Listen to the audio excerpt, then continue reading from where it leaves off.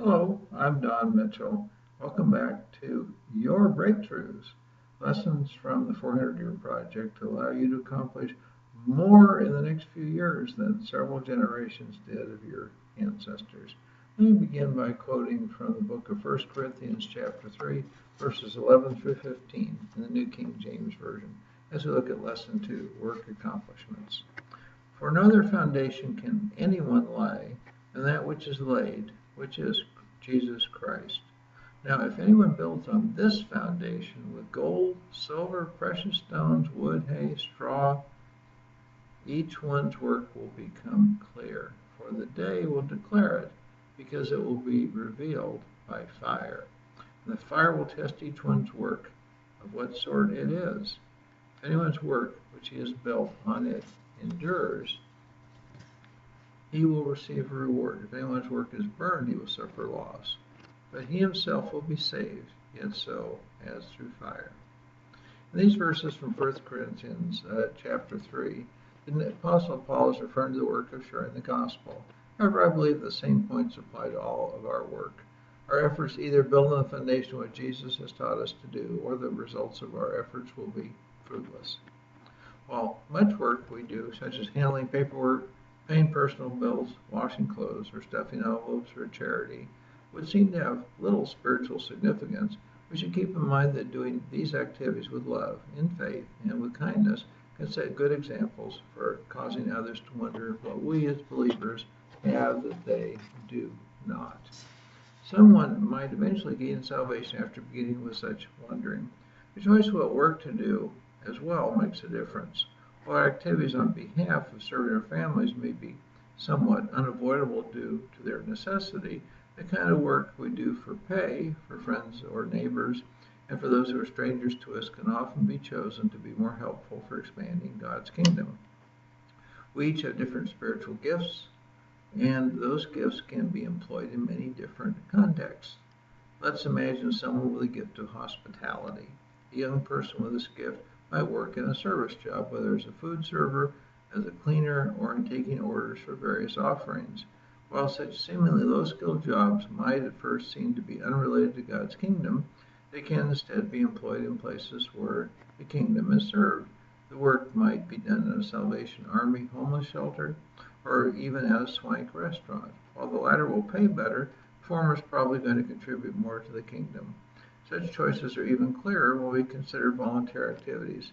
Some are going to be relatively unrelated to the kingdom, other than providing opportunities to meet unbelievers, while other volunteer tasks are going to inspire believers and unbelievers alike to serve the kingdom. In this regard, consider the difference between volunteering for a secular charity and working for a child evangelism ministry. After incorporating lesson 1 into your life, you face a new challenge, carrying your newly developed skills for being more fruitful into the places where you work and influencing believing and unbelieving family, friends, neighbors, volunteers, and co-workers to acquire and apply such skills. While that challenge may seem like an easy one, you'll probably meet at least some resistance. Let me explain. It's just human nature to feel confident about the purposes you've chosen to advance and the ways that these purposes are being advanced. After all, a lot of thought goes into making most of your life decisions, including your choice of work. The same confidence is felt by those in authority.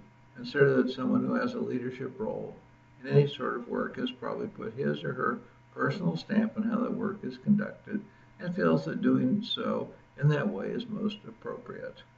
When such a perspective exists, any suggestion of doing something different can feel the leader like being personally criticized or even repudiated. Naturally, such a feeling means that someone might dig in her or his heels and resist the beneficial changes you propose. In fact, the more well-meaning and righteous the person is, the more confidence such a person might bring in resisting. Unless the individual is truly humble, the pathway to greater fruitfulness can be blocked. In this lesson, I introduce you to some ways of thinking that can serve as such blockages, what I call stalls. I'll also introduce stall busters, which are ways of overcoming such stalls, whether in yourself or in someone else. We begin with the tradition stall, the unquestioning assumption that the way things have and are being done do not need to be changed. Well, you may not think that you and your colleagues are subject to the limitation, consider this version of an often told story about resistance to change that was related in the 2000% solution. Imagine a cage containing 5 apes. In the cage, hang a banana on a string and put stairs under it. Before long, so the story goes, an ape will go up to the stairs and start to climb toward the banana. As soon as it touches the stairs, spray all the apes with cold water. After a while, another ape makes an attempt with the same result. All the apes are sprayed again with cold water. Do this repeatedly and then just watch when another ape later tries to climb the stairs. The other apes will try to prevent it, even though no water sprays them. Now remove one ape from the cage and replace it with a new one. The new ape sees a banana and wants to climb the stairs. To its horror, all the other apes attack. After another attempt and attack, it knows that if it tries to climb the stairs, it will be assaulted. Next, remove another of the original 5 apes and replace it with a new one. The newcomer goes to the stairs and is attacked. The previous newcomer takes part in the punishment with enthusiasm, although it has no idea why it was not permitted to climb the stairs. After replacing the 3rd, 4th, and 5th original apes, all the apes that have been sprayed with cold water have been replaced. Nevertheless, no ape ever again approaches the stairs. Why not? Because that's the way it's done around here. Sound familiar? To overcome such faulty thinking requires making each purchase conscious of decisions to keep things the way they are and what the consequences of their decisions are. So here are 4 key questions that can help. First, what traditions slow down or increase the cost of accomplishing important results? Second, what benefits do these traditions provide? Third, what values are intended to be served by these traditions? And fourth, what problems are created by the traditions? Having identified these answers, it's time to consider if the traditional needs to be amended or be totally replaced by more fruitful traditions that are consistent with the values involved. Naturally, if you're dealing with believers, you can draw on biblical examples to encourage shifts. Otherwise, you'll have to ask for permission to experiment with new methods in ways that are consistent with the values of those involved. Next, we look at the disbelief stall, discounting the accuracy or usefulness of new information. In taking this approach, someone is saying she or he knows it all. No one else could possibly improve on this knowledge and understanding. Here are 2 famous examples. First, 100 years ago, Alexander Graham Bell supposedly offered his alien telephone business to the then King of Communications, Western Union, for $100,000. Western Union's leader scoffed at the idea, disparaging Bell with the words, "What use could our company make of an electrical toy?" Second, the usefulness of electronic computers created during World War II, a suspect even to the most avid supporter. Thomas J. Watson Sr., who was to build the massive IBM upon mainframe computers, was quoted in 1943, saying there was probably a world market for only 5 of the machines.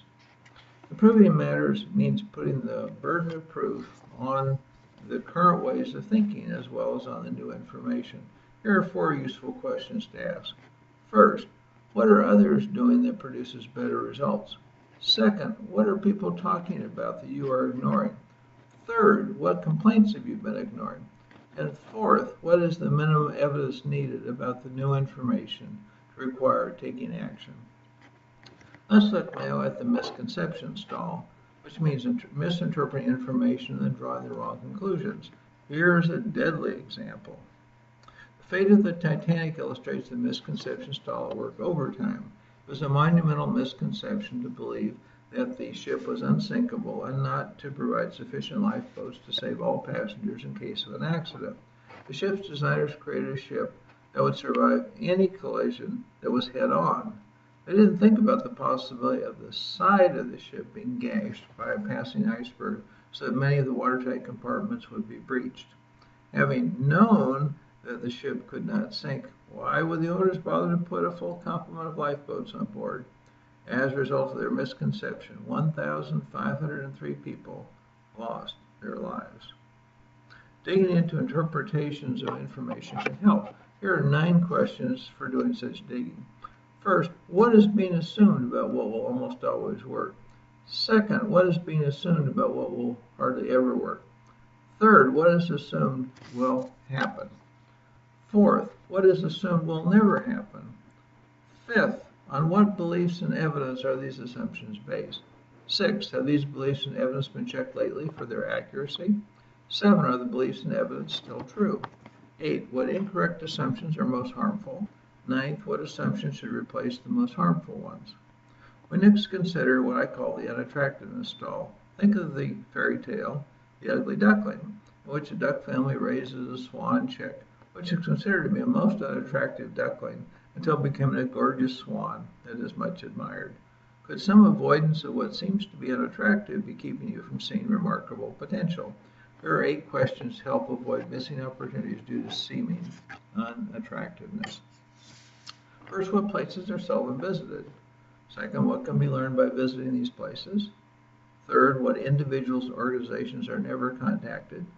Fourth, how can more be learned about these people and places in open-minded ways? Fifth, who already sees these people and places as desirable? Sixth, how can these people and places provide great opportunities? Seventh, who can help with identifying the potential?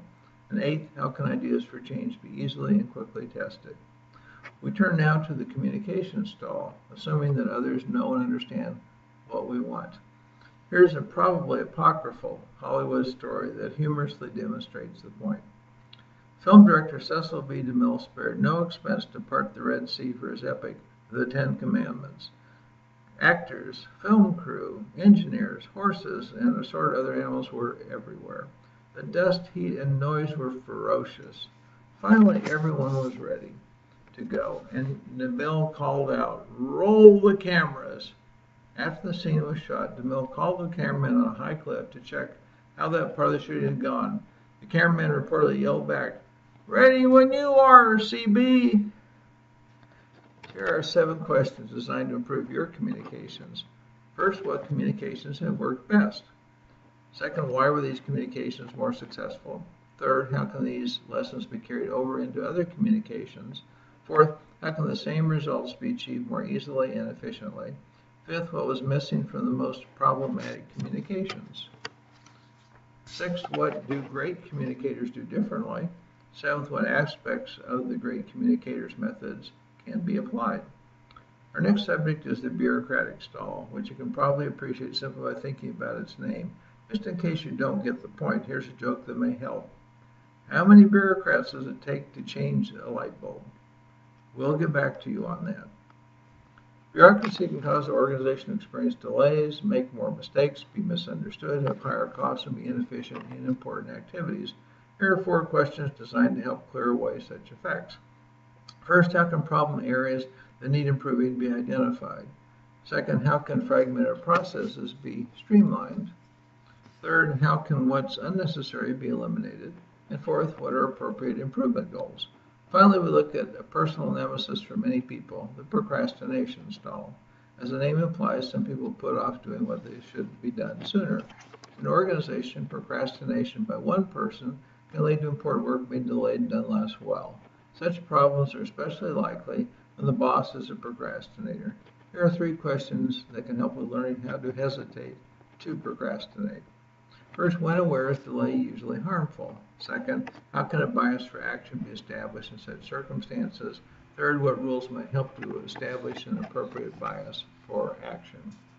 While there are many other stalls, I think mastering these particular ones with stall busters for those you work with should enable you to accomplish much more. Be sure to also read and apply Lesson 6, which describes several more stalls and their stall busters that may affect you as well as others. So here are 4 Lesson 2 assignments. First, how can your choice of work become more fruitful for God's kingdom? Second, how can you work in ways that will draw non-believers to be interested in learning about salvation? 3, what stalls are limiting your use of the newly developed skills in Lesson 1? And fourth, how can answering the questions related to overcoming stalls be made more fruitful for advancing God's kingdom? So thank you once again for listening. I'm delighted I had a chance to share these wonderful questions and interesting insights with you. Hope you had a couple of laughs along the way. That'll help you remember to do what needs to be done. So I look forward to having you come back for Lesson 3, which will be available soon. In the meantime, may God bless you, your family, and all you do in the name of Jesus. Goodbye for now and take care. See you soon.